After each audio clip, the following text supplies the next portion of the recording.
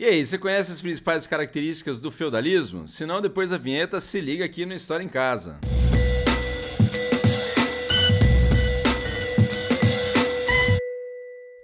É isso aí, seu louco, sua louca, que é o Prof. Elvis nessa ondinha do saber aí pra você.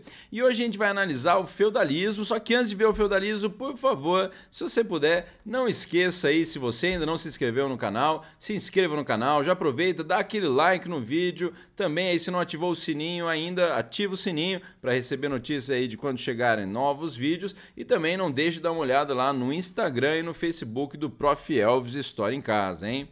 Lembrando que o feudalismo aí a gente vê, é claro, dentro dos pontos principais da história geral e a gente analisa o feudalismo como um modo de produção, como um sistema político, econômico, social e cultural que marcou a Idade Média, lembrando a Idade Média, que é o período aí que vai do século V, o ano 476, até 1453, século XV aí, marcando então a Europa Ocidental. Então a gente pode definir o feudalismo como um modo de produção ou um sistema econômico, político, social e cultural que marcou a Europa Ocidental durante a Idade Média. Lembrando também que a gente tem que analisar aí as origens do feudalismo, até porque a Idade Média a gente tem que também relacionar com aquele mundo, né, do Império Romano em decadência e o mundo bárbaro ou germânico em ascensão. E o feudalismo, ele tanto tem origens romanas quanto origens também bárbaras. Fica esperto então que em termos de origens romanas, a gente pode falar do sistema de colonato, que era uma relação lá que envolvia o trabalho em troca da utilização de um pedaço de terra, sendo que esse trabalhador precisava não só trabalhar nas terras do senhor, mas entregar também parte da produção que ele desenvolver lá. E lembrando que o benefício ele pode aparecer tanto entre generais romanos ou líderes guerreiros aí, né, bárbaros germânicos, que envolve então o benefício, a doação de terras ou riquezas feita pelo general ou pelo líder guerreiro lá, pelo general romano ou pelo líder guerreiro bárbaro. Lembrando que o colonato, especificamente lá romano, ele pode ser associado então às obrigações civis do feudalismo, enquanto as origens bárbaras são relacionadas aí a esse comitatus e o benefício. Lembrando que o comitatus é um juramento de fidelidade e obediência que os guerreiros faziam para o seu chefe guerreiro. E em troca desse juramento de fidelidade e obediência, o chefe guerreiro então doava terras ou riquezas, que é o caso então, né, que vai dar origem também ao que a gente pode falar das relações de suzerania e vassalagem. E além aí das origens do feudalismo, a gente tem que ficar esperto nas características que envolvem a economia, por exemplo, aí na sequência, correto? E aí a economia do feudalismo a gente caracteriza como uma economia agrária e de subsistência, né, no sentido que a principal produção era agrícola e feita para o próprio sustento. Também a gente tem que associar, né, uma sociedade, uma economia com forte caráter fechado, isso porque a gente tem não só essas invasões bárbaras, mas a presença muçulmana no norte da África, na Península Ibérica, que fez a Europa, então, se fechar cada vez mais aí, né, em si mesma, então não mantendo relações comerciais com outras regiões. Por sinal, a baixa produtividade que caracterizava o feudalismo também limitava o comércio aí, a gente já vai voltar na questão do comércio.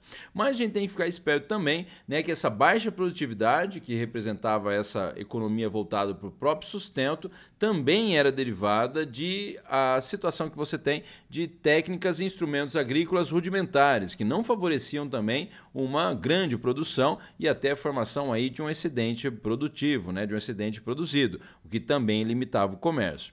Por sinal, então, ficar esperto que esse comércio aí nessa economia era um comércio pequeno, local, né, pessoal e natural. Lembrando que é um erro você falar que não existia comércio no feudalismo, não existia o comércio de longa distância, de grande quantidade, mas esse comércio aí pequeno, local, pessoal e natural existia.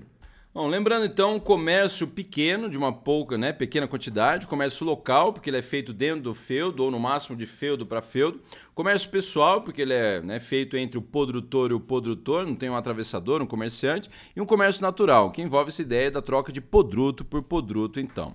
Também é bom a gente ficar esperto que o que representa a riqueza aí dentro, né, do feudalismo é então a terra, né, ou é o feudo, como o próprio nome está falando, aí feudalismo, o que representa a terra, então, né, a riqueza é a terra. Lembrando também, dentro dessa economia, aí, o direito de primogenitura, de que só herdava a terra o filho mais velho, o que fazia, é claro, com que os outros filhos tivessem que buscar aí a vida ou na carreira eclesiástica, no clero, ou na carreira lá, de repente, né, de guerreiros, de cavaleiros, de torneios, de justas ou conquistas de territórios. Além da questão aí, né, que a gente vê, né, do feudalismo representar a riqueza, lembra que o feudalismo ele é a unidade rural autossustentada, a fazenda autossustentada, geralmente a área agrícola dividida em 3 partes. O manso senhorial, que é o pedaço de terra onde é plantado o alimento do senhor feudal, para o senhor feudal. O manso servil, em que os servos plantam o próprio alimento. E o manso comunal, que geralmente é uma área, então, né, ou de pântano ou de uma floresta, comum aos dois. Lembra que a terra toda é do senhor feudal, mas o servo pode usar essa terra para ou levar uma vaquinha para pastar, ou para recolher uns gravetos para fazer lá uma fogueira, alguma coisa do tipo depois. E o senhor feudal, ele pode, é claro, se ele quiser, mandar drenar esse pântano ou derrubar essa floresta para daí, né, aumentar a área de produção. Então, ficar esperto aí de que é uma área comum aos dois, mas que o servo era limitado. Ele não podia caçar, por exemplo, coisa que o senhor feudal, é claro, podia fazer. E, além disso, também é bom lembrar que esse trabalho servil, então, ele não é em troca de um salário ou de um pagamento, mas sim em troca da utilização de um pedaço de terra. Então, que nesse contexto, essa utilização desse pedaço de terra também era fortemente marcado lá pelas obrigações servis, que é outra característica muito importante aí dentro do feudalismo. Para você, essa imagem aí representando esse trabalho no campo, notem esse outro aqui, está parecendo um hamster dentro lá daquelas rodinhas lá e tal, para você. E o trabalho também, né, muito bem organizado e, é claro, dominado pelo senhor feudal lá. A gente tem também essa estrutura, é claro, para você ver aqui esse domínio que você tem do senhor feudal. Errei aqui o lado que eu estava, eu fico perdido nessas coisas. E que você tem também, então, né, nesse contexto, toda essa estrutura, então, desse trabalho servil através dessas obrigações servis, que lembra, tem a ver lá com o sistema de colonato romano. As 2 obrigações servis principais são essas aqui, a corvéia, né, que não vai falar, professor, é aquela cor fora de moda, né? É uma corvéia, né, que não é fashion, não é nova. Não, a corvéia, lembra que é a obrigação aí servil e que envolve o trabalho obrigatório servil nas terras do senhor.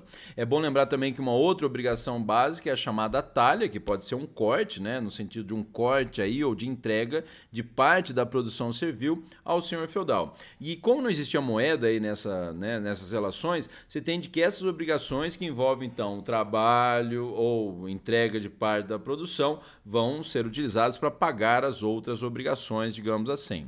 Temos também as banalidades, que são as obrigações que envolvem o pagamento aí, né, de trabalho ou parte da produção, quando o servo precisava utilizar um instrumento ou uma instalação senhorial. De repente, um instrumento agrícola de metal que o senhor feudal tinha, ou uma instalação como um moinho, né, ou de repente lá um forno que o senhor feudal possuía. Como que ele pagava? Em trabalho ou parte da produção.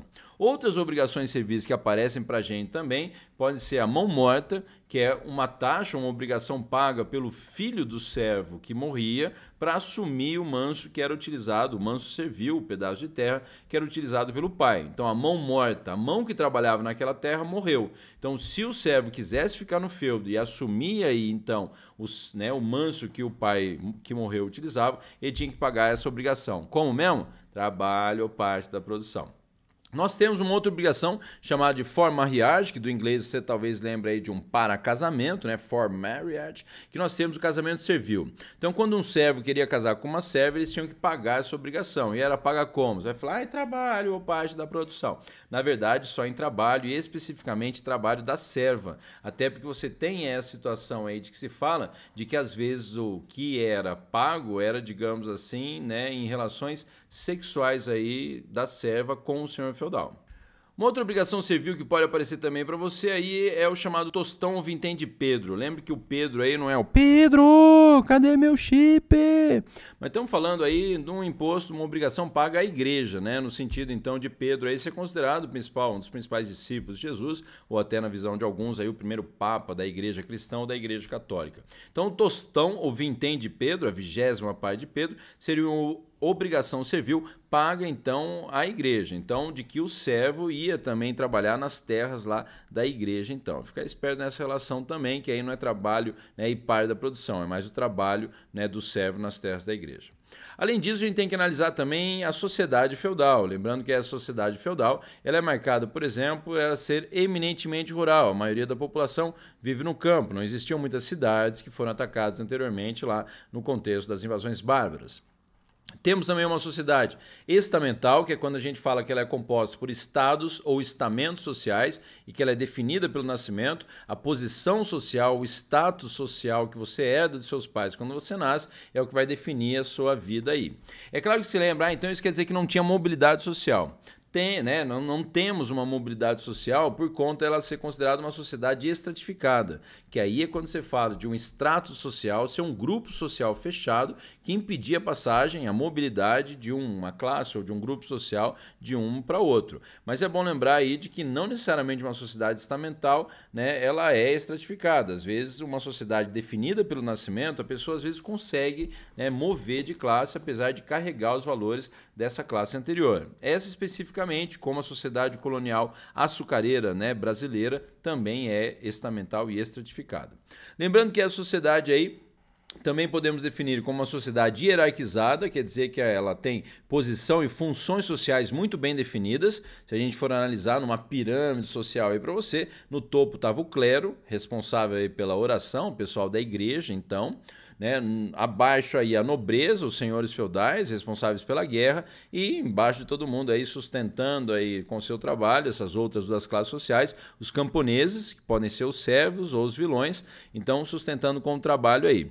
Lembrando que os servos são aqueles que moram dentro do feudo, que têm obrigações, né, com o senhor feudal, enquanto que os vilões moram em vilas próximas aos feudos, não necessariamente têm essas obrigações, eles são livres, e posteriormente, às vezes, por alguns moradores dessas vilas entrarem no feudo e cometerem atos vis, atos malignos, pode aparecer então essa ideia de um vilão ser uma pessoa do mal aí, né? Posteriormente a essa visão de que é o vilão, é o ruim do filme, o mal do filme aí.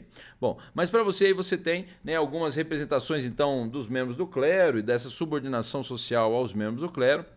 Os membros também, né, da nobreza, o pessoal da cavalaria aí também participando das conquistas, né, justas, disputas de cavalaria e tal. E é claro, os camponeses, os trabalhadores do campo que sustentavam aí todo mundo, né, com o seu trabalho aí. Então ficar esperto nessas representações, sempre são utilizadas aí em exercícios de vestibulares também essas imagens, né, retomando então essa ideia do trabalho no campo aí. Nós temos também, né, para analisar a política do feudalismo, lembrando que essa política é marcada aí, né, por um processo de descentralização que ocorreu ao longo aí da Idade Média, por isso você fala que o poder político ele é descentralizado, ele é dividido entre os vários senhores feudais. O poder político prático, então, se encontrava nas mãos dos senhores feudais que mandavam dentro do seu feudo como se fosse um rei. Por sinal, toma cuidado, tem muita gente que vira e fala, não existia rei no feudalismo, né? Pô, até existia, mas era um rei entre aspas aí. Pode aparecer um senhor feudal mais poderoso, mais respeitado, ou às vezes um senhor feudal aí que tinha esse caráter de rei, de ser visto como rei, porque ele era descendente dos antigos reis bárbaros, por exemplo. Então, poder simbólico, tipo, tinha uma treta entre um senhor feudal e outro, chamava-se esse rei ou esse senhor feudal aí mais respeitado e tal, para resolver a parada aí. Lembrando que na política a gente tem também aquelas chamadas relações de suzerania e vassalagem, que são relações que envolvem então senhores feudais, especificamente relações mútuas de obediência, fidelidade e proteção entre senhores feudais. Lembre que alguns exercícios às vezes falam que essas relações são horizontais, porque são relações entre membros da mesma classe social, enquanto que aquelas obrigações servis que a gente viu são relações já verticais, porque envolvem então o clero, o pessoal dos servos, os camponeses, com os membros do clero ou do servo com a nobreza. Então, vertical, né, em termos sociais estão falando. Então, lembre que essas relações envolvem, né, às vezes aí, então, o suzerano, que é o senhor feudal mais poderoso, e o vassalo, que é o senhor feudal menos poderoso aí nessas relações. E são relações que envolvem doação de terras, né, de um senhor feudal mais poderoso, doando, emprestando terra para um senhor feudal menos poderoso, ou também concedendo um título a ele.